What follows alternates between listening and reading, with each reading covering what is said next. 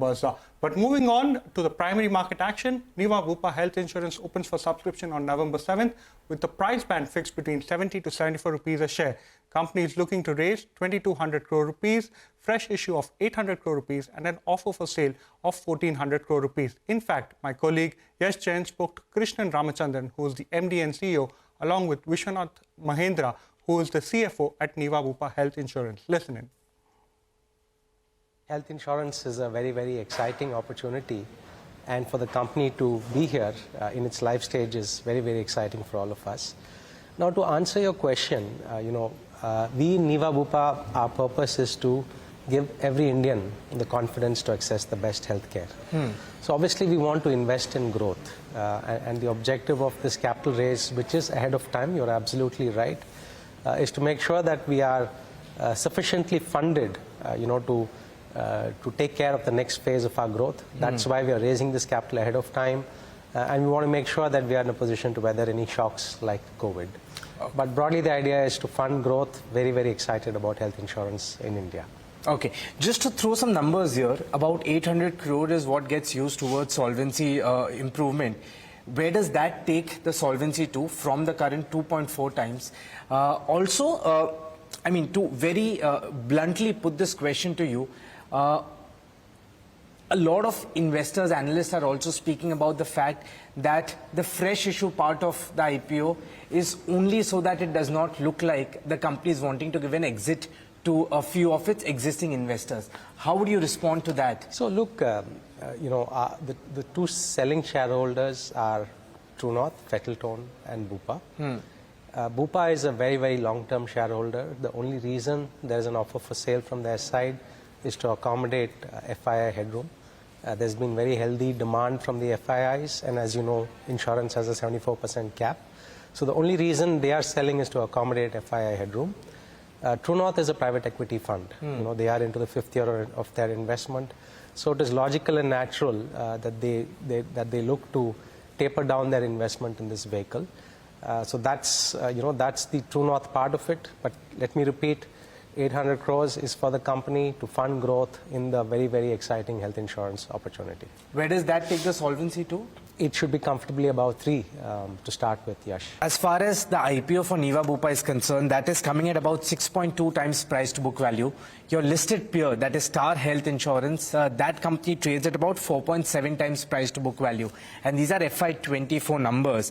Now, if you compare business-wise, just to put the valuation in context, you're about 3 times smaller than Star when it comes to the net earned premium. Underwriting level, Star FY24 made a profit of 90 crore.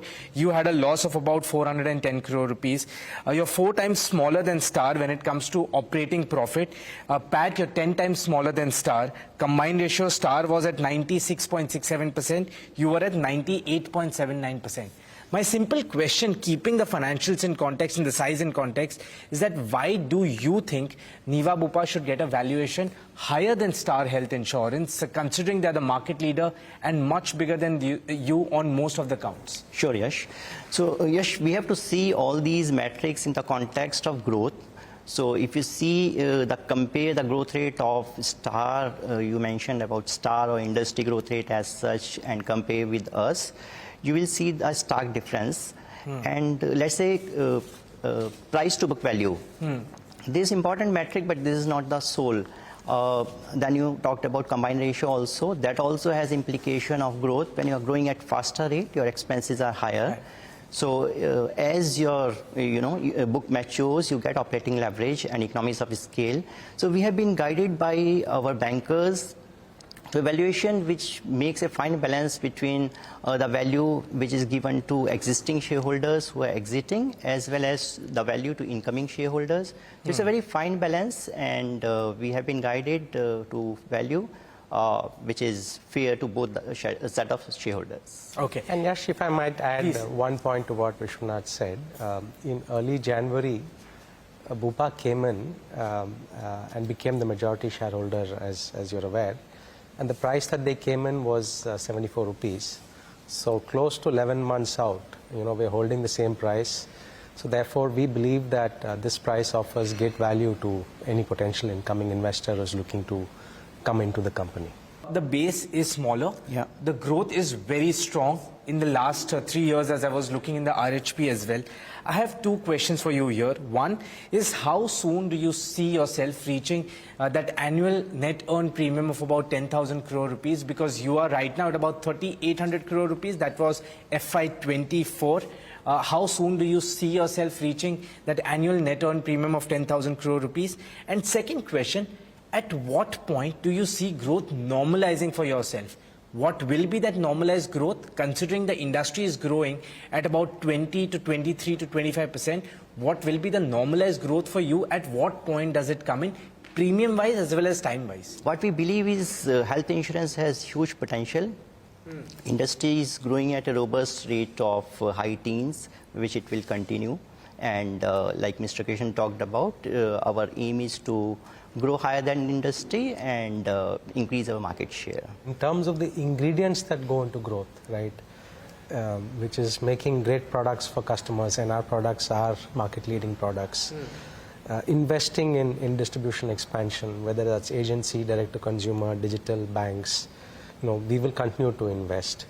Making sure that we do a great job on servicing, whether the technology-led servicing anywhere, anytime, claim settlement ratios in excess of 92%, renewal rates in excess of 90%. So I think the ingredients to growth, without directly answering your question, and in terms of our investment into those ingredients, including on talent and execution, I believe our objective will be to continuously focus and get better and better into what goes into driving growth. Okay. And results, time will tell. As I stated, our objective will be to grow faster than market.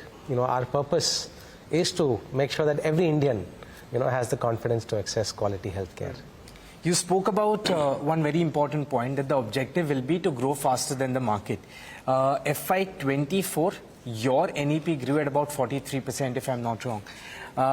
Growing faster than the market, yes, but in the immediate financial year, that is FY25, without pointing one single number, could the growth be higher or at the same levels as far as NEP is concerned as compared to FY24? So our growth till August, this is publicly available data, in fact till September, if I'm not wrong, we've been growing at 30% GWP. And the market has been growing at 18-19% on health insurance. So that gives you a sense of, the difference in growth between us as well as the market as far as the year that's gone by is concerned, Yash. In the first quarter as well, if FY25 is to be spoken about, your combined ratio again shot up to those 107 levels. Are you confident that second half would be better and you'll be able to end FY25 with sub-100 combined ratio levels? So I think from a specialist insurer, if you look at global operations, steady-state combined ratios that are sub-95 is what plays out globally. And our belief is that in India as well, this is the steady-state combined ratios that well-run health insurance operators will achieve over time.